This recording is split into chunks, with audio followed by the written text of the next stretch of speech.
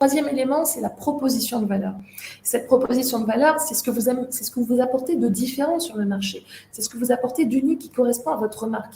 Et plus vous êtes clair sur la proposition de valeur, plus c'est facile.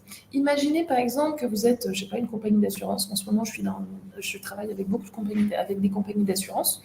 Et vous me dites, voilà, moi je mets un produit sur le marché, un produit d'assurance.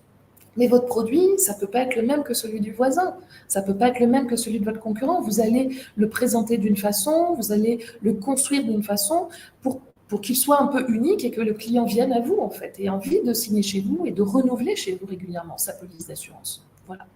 Ensuite, on a le bloc des relations clients. La relation client, c'est comment est-ce que vous apportez votre service, en fait, ou votre produit. Est-ce que c'est, je sais pas, vous êtes un restaurant, est-ce que c'est du self-service?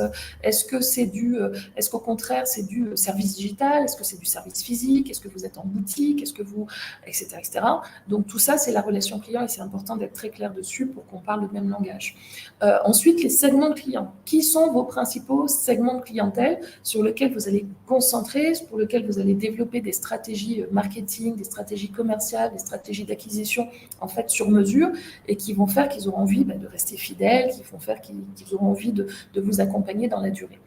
Enfin, les canaux de distribution, voilà, parce qu'il faut savoir comment on distribue nos produits, les ressources à notre disposition, par exemple des compétences, des solutions digitales, des choses qui vont vous permettre de réaliser justement votre proposition de valeur. On a un cas sur la structure de coût.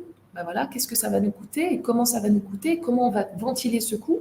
Où est-ce que ça va peut-être nous coûter plus cher? Où est-ce que ça va nous coûter un peu moins cher? Comment est-ce qu'on va équilibrer, par exemple, ce budget?